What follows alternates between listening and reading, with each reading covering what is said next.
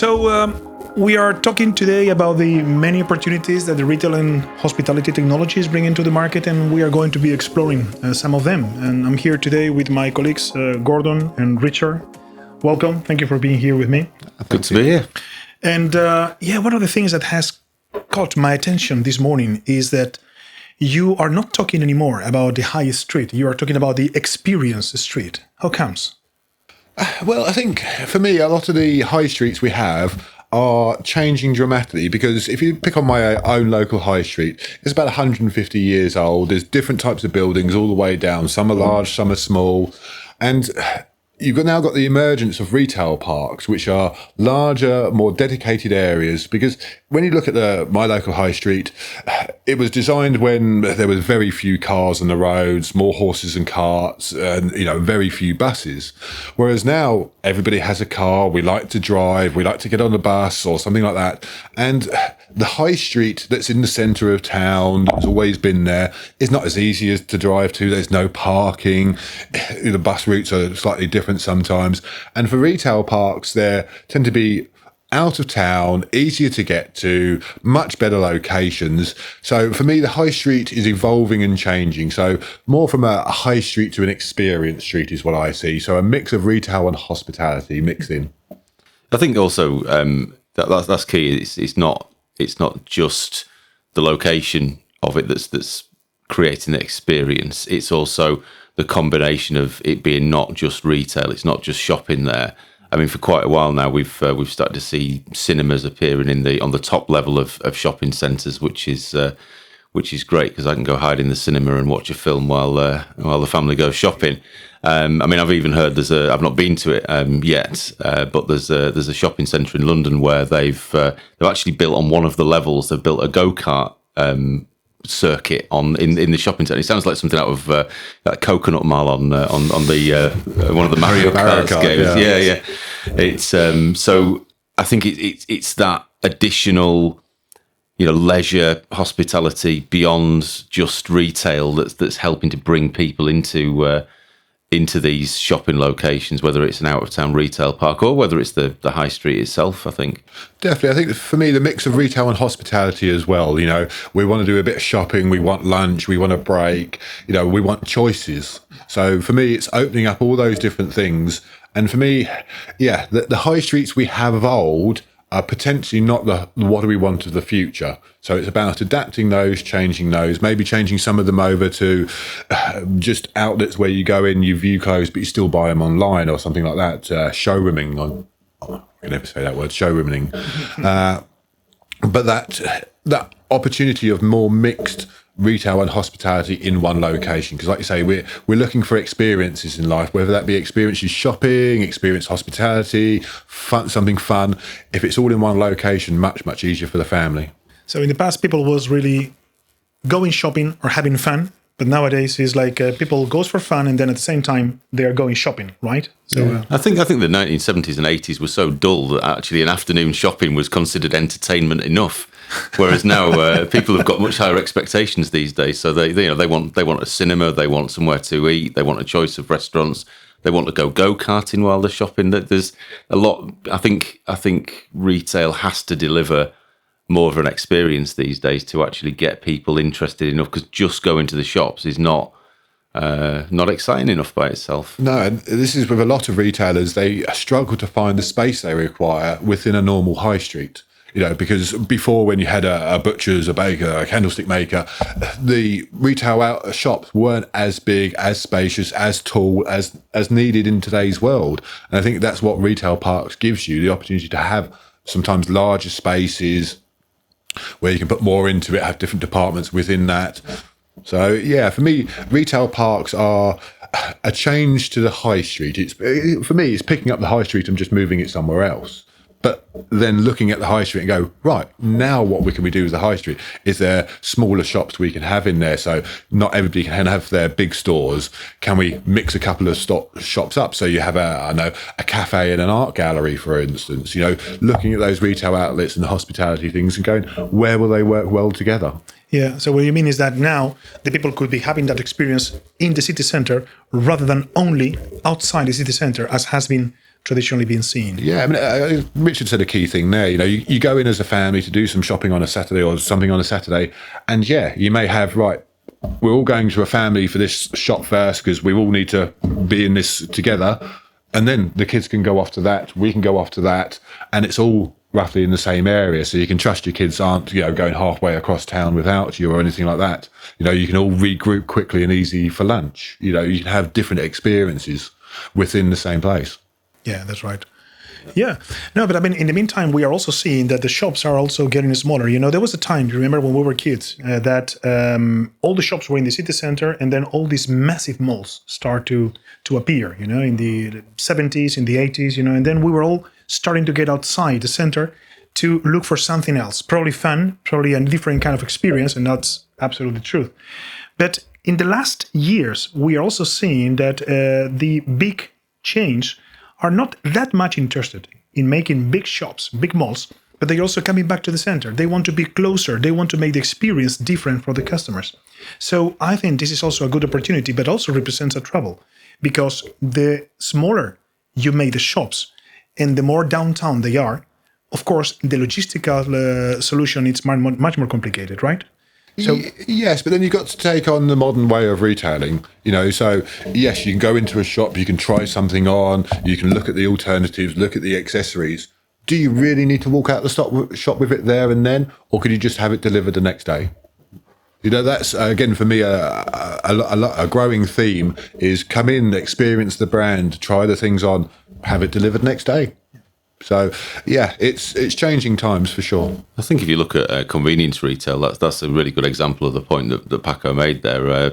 Shops are getting smaller and they're getting more local. So I think, and in terms of convenience stores, convenience retail has to become more convenient for people. It's, you don't always want to go to the big out of town supermarket. You don't want to go to whether it's Tesco or Carrefour or whatever the local whatever the big out of town supermarket is. Sometimes you just want a handful of things. You want 10 items or less, and I think with that convenience that you get with the smaller stores, okay, there's less choice. Possibly it's even slightly more expensive to shop there. But also you can put different sort of products in there as well. It doesn't have to be just groceries. You can also add some some local, whether it's food or non-food items to that as well. So I think it's about providing, although perhaps a more limited choice, because you can't have everything in a store that's a tenth of the size of a full size hypermarket. But you can. As long as it's about getting it right. It's about understanding what the customers in that area need, getting the data right, and putting the right stuff on the shelves there. That's it. Looking at your essentials, I suppose. What are people going to run out the most of? If you filled it up with something that you only use once a year, you're not going to sell too much. But if it's that regular bread and butter, your bread, your milk, your potatoes, that type of things, then more people are looking for that convenience, because it's always the way. You're in the middle of, just about to start cooking. You go down to the kitchen. Oh, I forgot to get this. I forgot to get that. And like you say, what is the convenience of getting in your car, going all the way to the supermarket, parking outside, walking in, as opposed to getting on your bike, maybe running down the street quickly, grabbing it and coming back? It's convenience. Or getting it delivered. I mean, if the local convenience store is close enough, then maybe they can do the running for them. Maybe I think especially in bigger cities, the last mile delivery is down to grocery deliveries within half an hour. So you don't even have to leave your house. You might be cooking dinner and you realise that you're out of, I don't know, pepper or curry powder or whatever it is, and you can quickly jump online. Okay, you'll pay for the delivery to get it there. But if you want to carry on doing what you're doing, you want to carry on entertaining your friends, still cook the meal with the correct ingredients, then there's that aspect of it as well. It's not for everybody, but it's another aspect of, if the shop is close enough and convenient enough, then you can get access to that sort of service. Definitely. And, like you say, if you're ordering food from 1 mile away, why can't you order some convenience food from the shop that's 1 mile away? It's, it's still a person going to collect something and bringing it to you. regardless of what it is. And for me, yeah, I can see retail going that way a lot more, because I go to a large retail chain, I go online, I purchase it, it arrives next day. Why can't it come from the shop just down the road, have it delivered by a driver within 15 minutes, just like my takeaway? Well, I'll tell you why, Gordon, because my kids can't be bothered to go to the shops for me to fetch this stuff. That's why. That's a good reason. I would say. Well, that's it. In our day, Richard, we were sent down the shops, wouldn't we, to get the milk and things like that. Be grateful of the opportunity.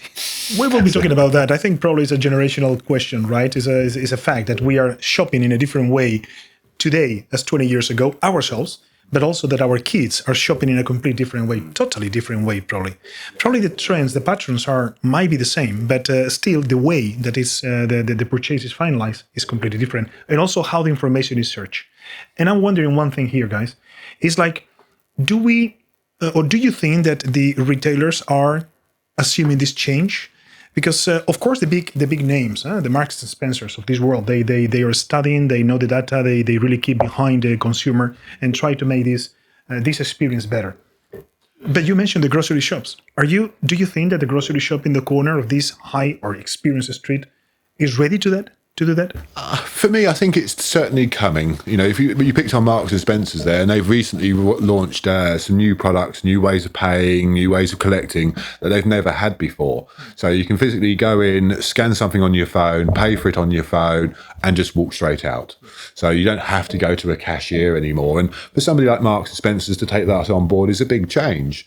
And like you say, for me, the opportunities are out there at the moment are broad in how many opportunities there are to purchase something, whether it be click and collect, buy online in store, just go in and buy it, pay with cash, pay with a phone, pay with a card.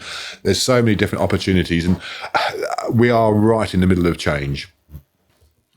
Yeah, definitely. And I think yes, there's new technology required to meet this change, but it exists already. I mean, it exists for I think it's probably easier for the bigger retailers to integrate, or it's more affordable for the bigger retailers because they can do it on a scale.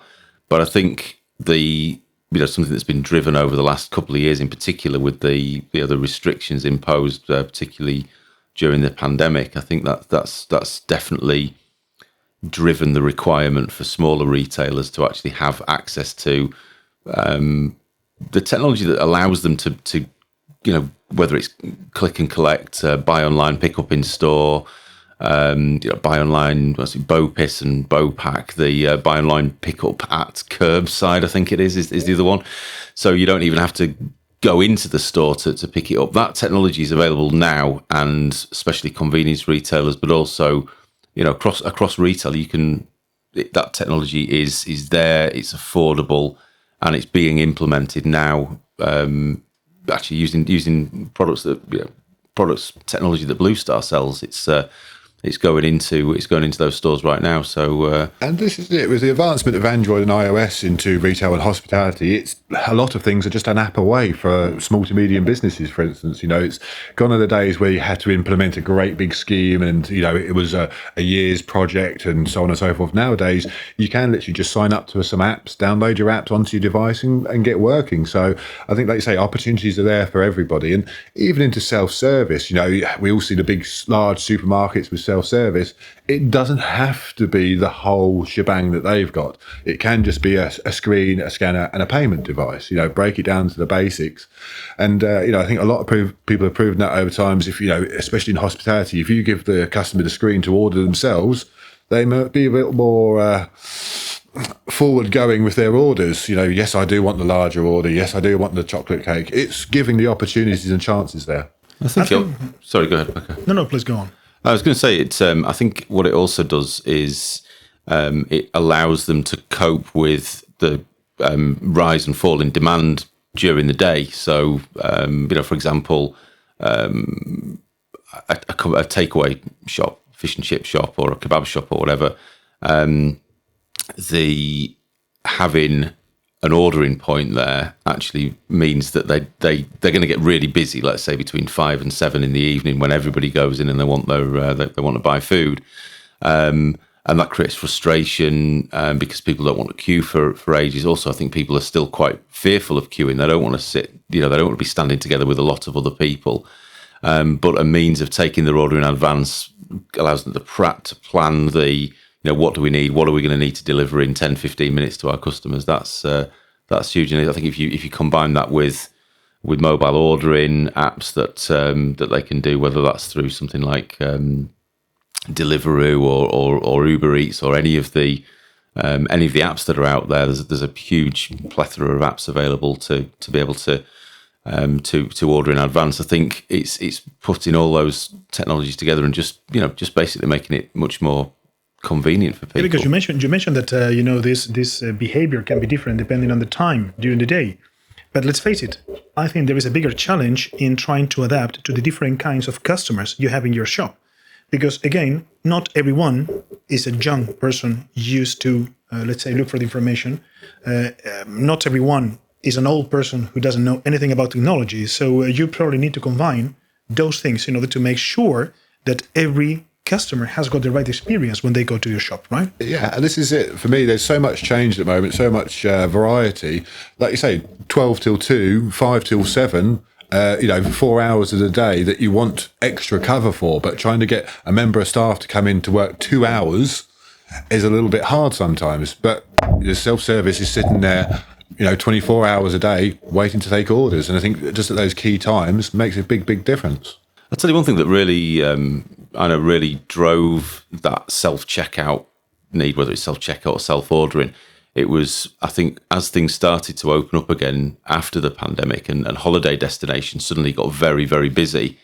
And there were outlets, whether it was, particularly food places where it was just, they couldn't cope with the amount of demand. So I saw a lot of activity, a lot of people very, very interested in self-service and self-checkout leading up to, I think they got through the first opening of summer at the beginning of summer last year, and then start, for the as it got busier into full summer, there was a lot of people looking for that. And I think that's something that will definitely continue. Well, again, that's been a big change over the whole COVID pandemic thing. There was one point, I think it was 2020, there was 2,500 restaurants a week going online that had never been online before. So if you imagine a normal restaurant... How many, you said? 2,500 a week across Europe. Because there's that many restaurants that weren't online before. I was not aware of that. They'd always thought about it, looked at it, but second it hit and they all had to shut and the place was locked down, they've got no income. So what do? I can get income for going online. So again, they've now then opened up last year and said, right, we've opened up a revenue stream via the internet, no problem at all.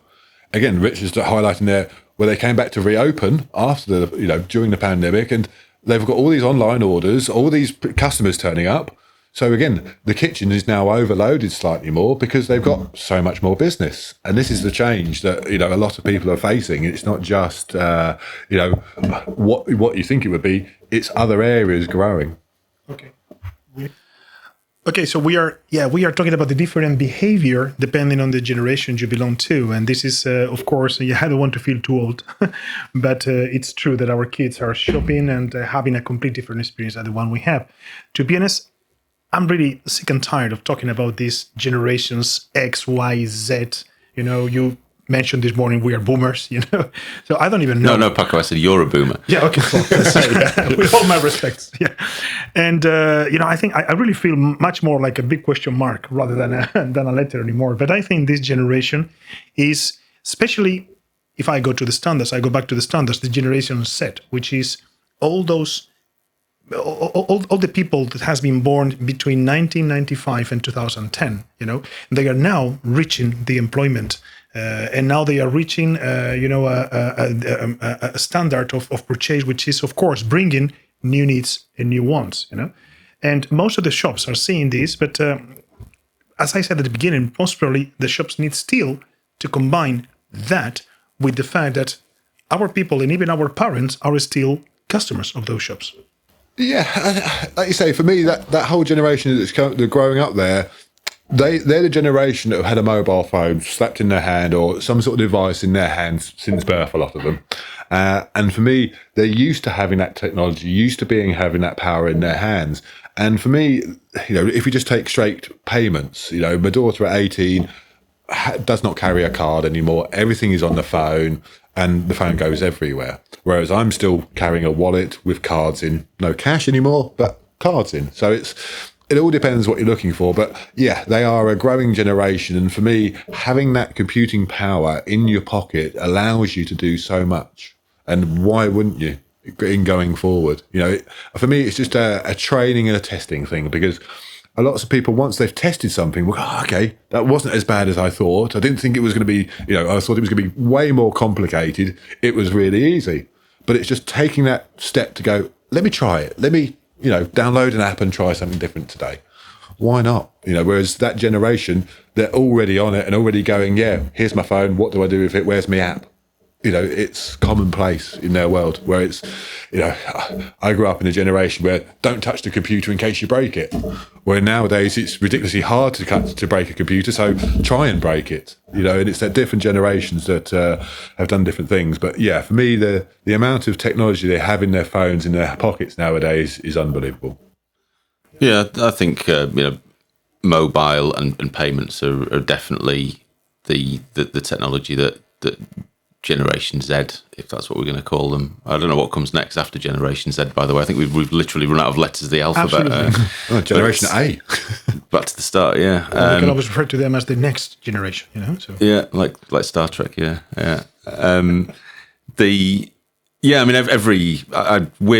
share my phone account, my Apple account is shared with my son who's at university, and every week there's a new payment app springs up on my phone that I don't know, usually something related to a pub's payment app, but yeah, I wonder why. Yeah, it's definitely that's definitely happening. I think, but alongside that, he's eating in the same restaurants, he's drinking in the same pubs as people from different generations, I think, in some cases, and those people are going to want to go in there and they're going to want to pay cash as well. So it goes back to what we were saying before about this technology has to sit alongside it, either has to integrate or at least sit comfortably next to the ability to take cash payments as well. Yeah, because we are still in that middle of change, aren't we?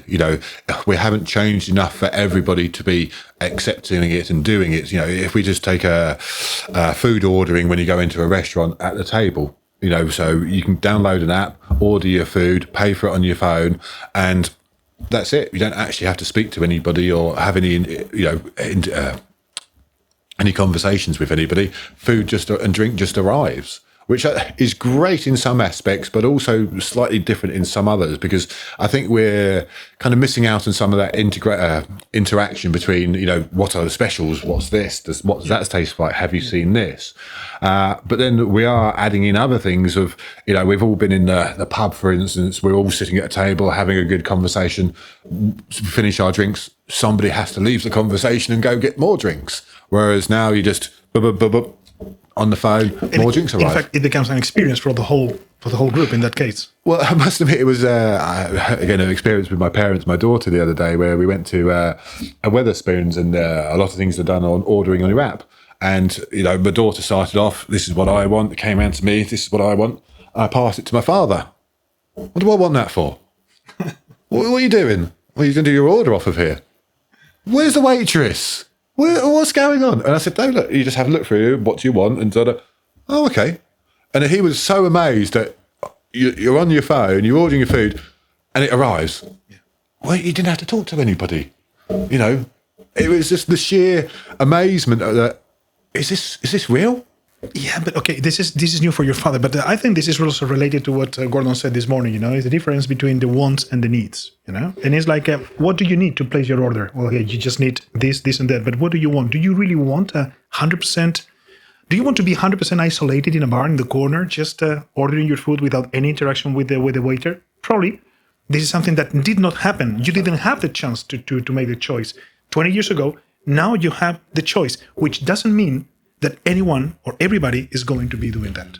I think choice is really key. And I think, Gordon was making me think before that you don't have to leave the table, but in some cases you might want to leave the table just to have a 5-minute break at the bar away from the the people that you've gone with, that you might just want a quiet moment away. And so you have to have different options for payment, and I think that's the beauty of things at the moment. Is this can be done in different ways, and different people will prefer different ways. Also, the same person on different days in different situations might want a different way. If I happen to have £50 cash in my wallet for some reason, usually because one of my children has given it to me because they're not interested in cash. Here, can I give you this £50 and you transfer it to me? But that's the point. I mean, you have been mentioning also the word cash a few times, and we I think the most extreme country in Europe is Finland. I think the cash is really rarely used,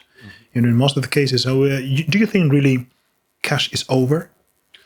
I don't think it's over yet. I think, it'll certainly still be around for quite some time.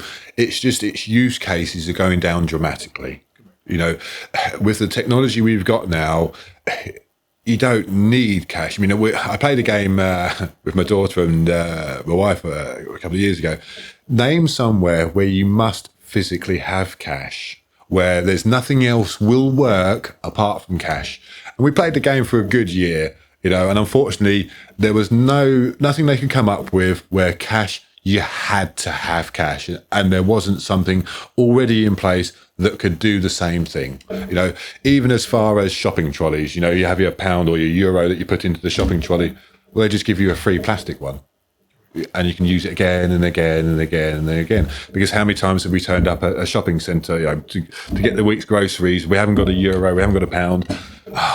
What do? I have to go to the cash machine to get £10 out, to go to over here to get it changed into a pound. Whereas I just go up to the supermarket, go, so I haven't got a pound. Oh, there you go, here's a token. Put the token in there. Move on. That's absolutely great, because I mean we have some of the top vendors which are specialized in the cash. Oh, totally, and we're still in the cash management, right? So we're still selling cash drawers left, right, and centre because people are still using cash today. Exactly. It's just choices, and yes, I think that's the right key. As we progress forward, if we look at, cash has been around the last 10,000 years, whatever, when we didn't have the technology we had. Now we have the technology, things are changing, so. So at the end, having the right technology provides the right choice, and having the right choice, or at least the opportunity to have a choice, increases your experience. And I think that is at the end the key, right? Definitely. Yeah. You've seen those places now that are card only. For me, no, not yet. You mean for you personally? If I was the retailer, I wouldn't be going card only just yet. There's a lot of places going that way, though. There's a lot of. For me, as a standard retailer, I would still give the opportunity to take cash. I would expect it to be a lot less than historic years, but I'd never turn somebody away from taking cash. A friend of mine who owned an electrical company came to me a few months back and goes, so taking card payments, how easy is it? Because again, his electricians were going out, doing some private work, getting paid cash.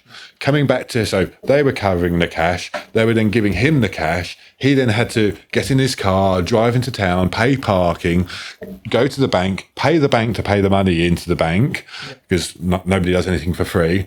And all of that had security problems and costs on its way. Whereas nowadays, much more, take a payment, move on. Again, a friend of mine who's a plumber, he historically will do the job, go back, write an invoice out, drop the invoice off when he's passing or post it, wait for the check to arrive, go into the bank and cash it. And I was just like, no, what are you doing? Just sounds turn like up, the Far West. Take a card payment, move on. All that work and all that hassle before, ignore it. Don't have it. It's not cost effective in today's world. That's right. Absolutely. Anyway, we are going to be having a podcast or making a podcast specifically about payments. So I think we will be going back to this subject very, very soon. But let me give you a couple of facts, because we've been talking about those facts that you like, Gordon, from me. I love Paco facts. The fact is that, in 2021, more than 8,500 stores closed in the UK in high streets, yes, it's true. We don't know how many new ones were open the year after, but I mean, is it like still the market is suffering from that kind of behavior, or is there really still a big market opportunity there? I think what's happening is, yes, a lot of shops are closing down, The statistics on how many shops opened is we're not sure of that at this point, but I think it's pretty safe to assume that a lot of shops came in and filled that gap. Maybe not 8,500 new shops, but a lot of shops will have come in and filled that. I know one of those, to turn a statistic into something a little bit closer to home. I live in Hull in the UK, and one of the shops that closed down was House of Fraser, so a big department store. I guess it's probably a little bit like El Corte Inglés in Spain, and they closed down, and a company came in and they've replaced a department store with, it's got a sort of high-end food supermarket in there. They've got coffee shops, they've got food places, they've got there's got a couple of bars, there's a record shop in there. On a weekend they have a stage outside the record shop. This is all inside, all indoors. They've got seating areas. They have a band on or a musician on. So, taking something a department store, just really, an area of retail that's really struggled over the last few years. It's struggled to compete. Very much possibly a thing of the past, or at least definitely needing to reinvent itself. That's gone, and it's been replaced by something that, like we were saying earlier, it's a lot more of an experience to go there. You can go, you can do a bit of shopping if you want to, but you can also eat out. You can be entertained while you're there. It's really, I think it's interesting to see how that change has replaced what was there. So it's not a shop closes and it's not replaced by a pile of an empty lot with just rubble in it. Right. It's there's an actual, a thriving business has sprung up in its place. And I think for me, some brands are now looking at an experience shop or a showrooming place, if you know what I mean. So you can go in there, understand the brand. For instance, Aston Martin. You can go in there. Yes, they may have a car that you can't purchase, but you could look at the car, understand the car, look at different things. Have some screens in there that will tell you videos and stories about the brand, what they're doing, what their beliefs are, where their technology advances are. So you can go and experience brands more, not just go in, buy something, but go in and have an experience, understand that brand more at a local level. You don't have to go to London or to the city, the main city, close to your town. Why can't I? Sorry, stop that for a second. Why can't I? What's the word? Capital city. Yeah, sorry. 2-second pause. So rather than going to the capital city, for instance, to go to the one main place, they have little ones dotted around in more localized areas that I can go to and understand the brand as such. So experience the brand. Well, the fact is that, again, another fact for you, Gordon, and for you, Richard. We both love Paco Facts, Paco. Yeah, exactly. Yeah. So another fact is that 81% of the shoppers, they have already expressed that they want to continue going to the shop.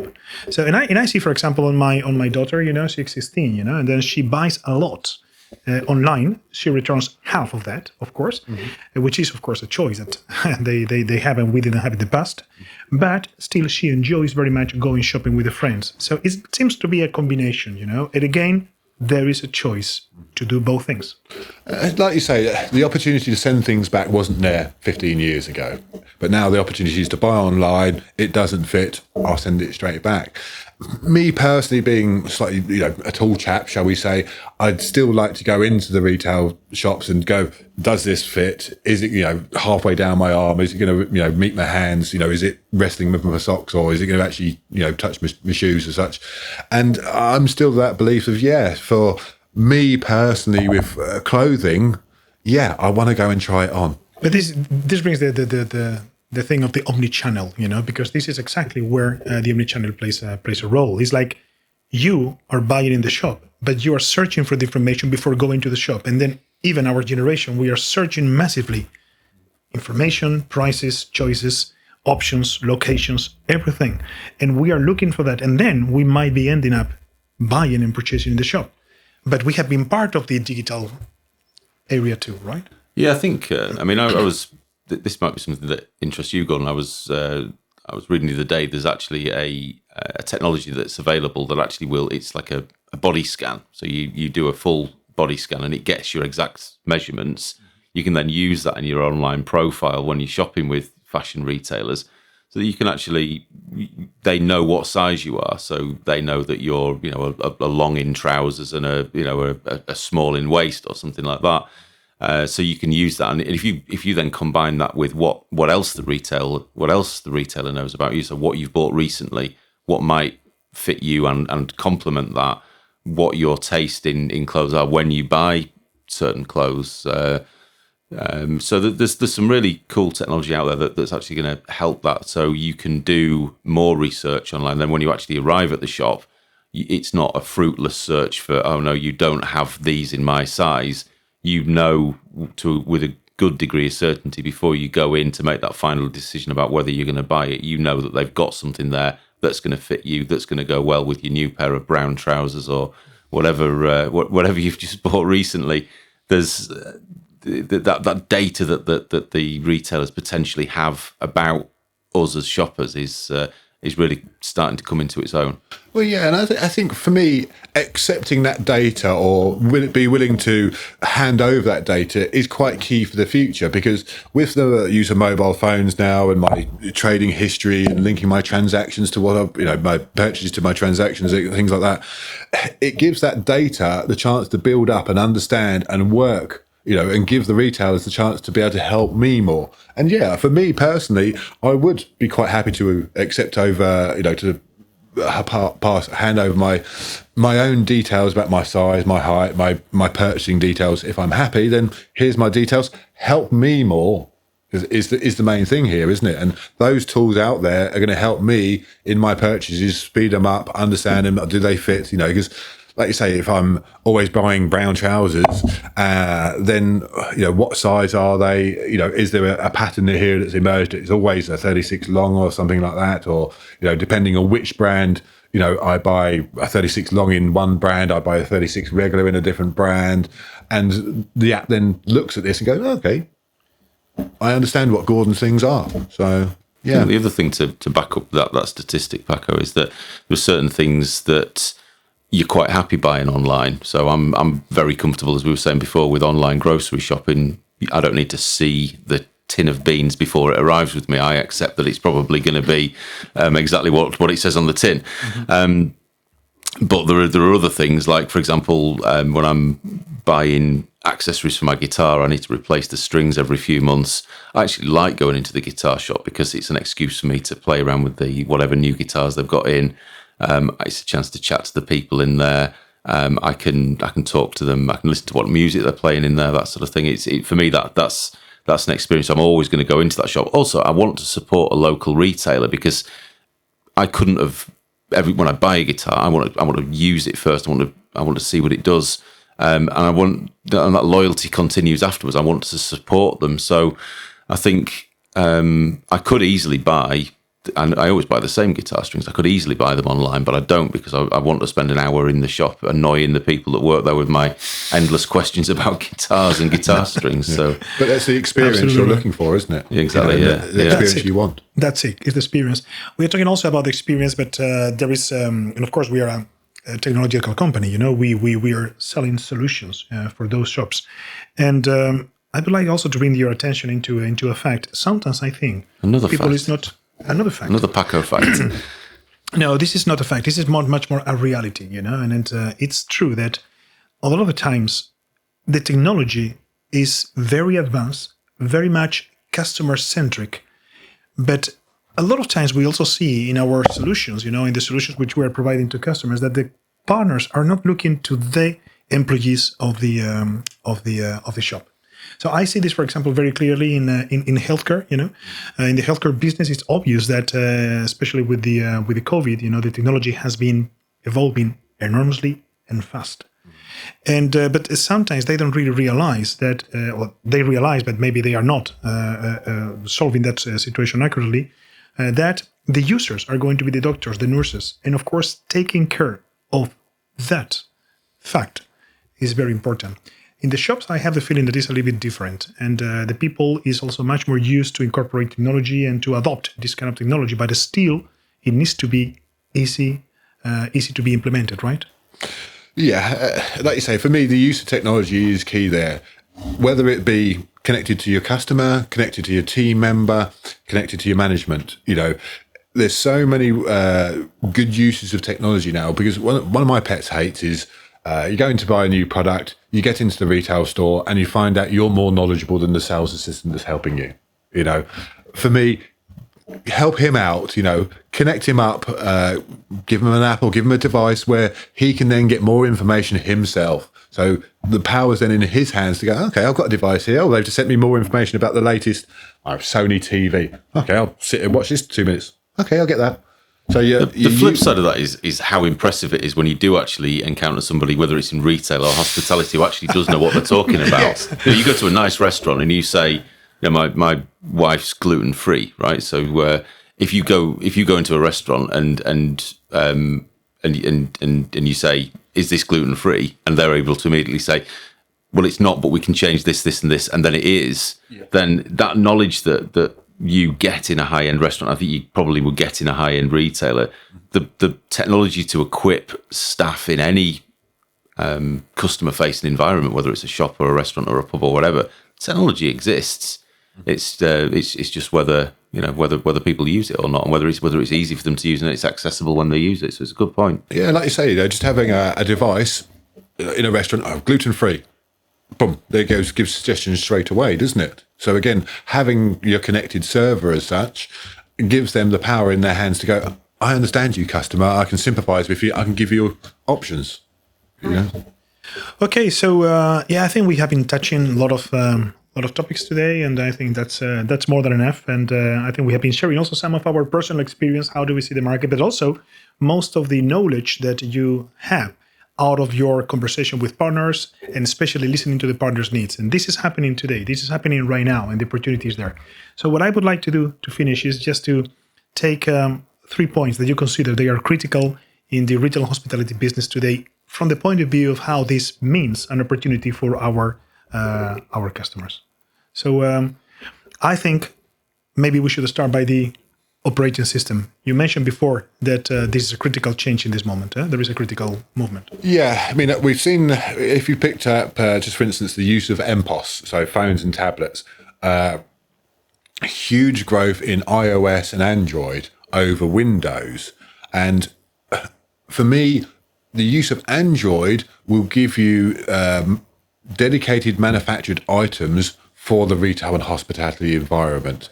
So Windows historically looked at a couple of bits, and yes, they've got touchscreen terminals, but not too many other devices. iOS, you're only going to get the iOS, the Apple devices, the tablets and the phones. Whereas with Android, for instance, you've now got ranges of dedicated hardware being built with an Android operating system just for retail and hospitality.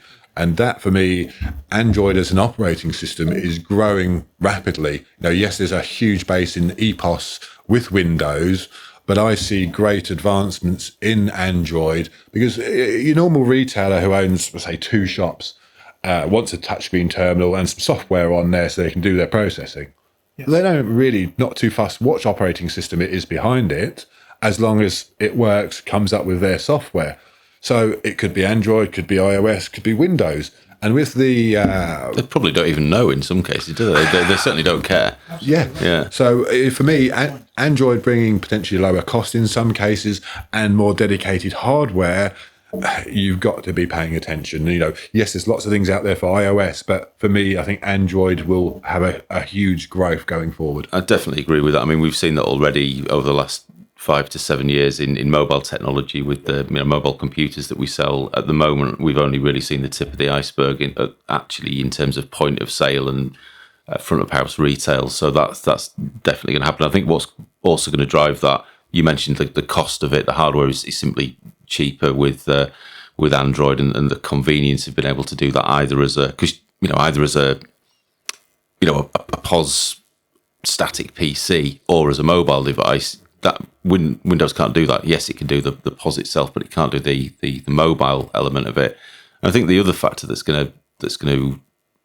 is and will continue to drive Android forward is that's where the generation Z that we were talking about before, they're coming through.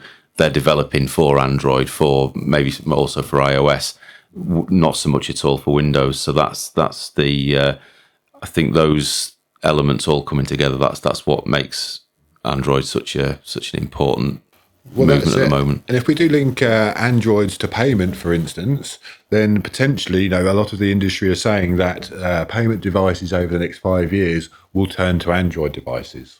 I think this is probably the second key takeaway out of this conversation is payments really means a massive opportunity. There's so much change at the moment, so many new ways of paying, again, even interest-free, you purchase something and it qualifies for an interest-free payment scheme. Wow, where did that pop up from? Just pops up on your app. And, these things are, ways to pay are so different nowadays. And I think it's just, the payments industry is changing dramatically. And for me, it's a good thing because historically it was a little bit stagnant, shall we say. For me, opportunities are growing. So I think payments is a massive opportunity, as we said, but traditionally most of the partners, they were always a little bit scared of moving into payments because, of course, the market seems to be a little bit more complicated, right? From the technology point of view, right? But I think now all this is much easier and the opportunities are there. So probably there is a moment nowadays to move into there, right? You know what we need, Paco? We need a podcast just about payments. You get it. All right. And I think the last comment that we have from today is about the momentum, and the momentum seems to be the right for the change, right? Mm-hmm. Yes. For me, I spoke to a few big retailers last year, and I couldn't turn around and say, this is the one thing you need. It was always a case of, we're in the middle of the change. We're part way through more self-service, part way through more mobile payments, part way still needing lanes because some people just like the lanes. Yeah. And this is the thing. At the moment, there's so many changes and so many opportunities out there that, yes, we need to cater for everybody, which is, yes, sometimes, you can handle the mass under one, but some people want to stand in their lane, get served, have a conversation with the cashier. Some people want to go self-service, scan 2 items and run off. Some people don't want to work, they're in the garden centre. They don't want to walk all the way to the other store to pay for it. They just want to pay for it there and then and move on. And I think that for me is, we're in the middle of that. I think that's a good point, Gordon, because a lot of the change we've seen, especially in the last couple of years, has been driven by the pandemic and the situation arising from that. And it's really interesting that at what point, how is technology driven forward? Well, technology advances at its fastest pace during times of challenge. Like the Second World War was a huge driver for technology. If it weren't for that, we wouldn't have. It's probably not it's a bit of a grim topic, but we wouldn't have nuclear power if it weren't for that. You can argue whether it's a good thing or a bad thing, certainly, but it's technological advancement. And I think to a certain degree, we've seen that over the last couple of years as well. And I think that comes down to, it's not just big things, big global things, but it's also down to things like your local corner store.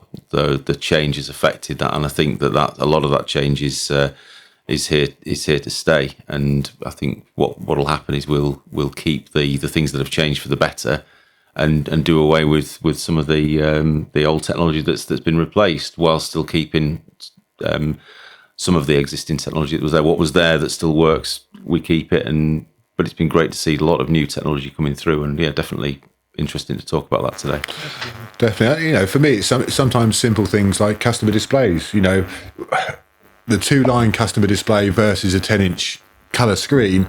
Nowadays, it's so easy to prove the fact of how many good use cases you can have for it, why you need it, that you're doing that easily, to be honest. Where the old technology is, Yeah, I think that's the most important. People is really in the mood of change because they have been forced to change. So now they got used to change, and they are now more willing to take new technologies. It's easy to change when you have to, right? Hey. Yes, and if you don't have to change, why would you? Human being is a human being. This is something that we cannot change. That we can influence, but not change. So yeah, I think we have been discussing a few topics which are very, very important for our industry. Thank you very much indeed, Richard. Thank you very much, Gordon. Of course, we will be back with more information very soon. So thank you. Thank you. See you in our next podcast. Cheers.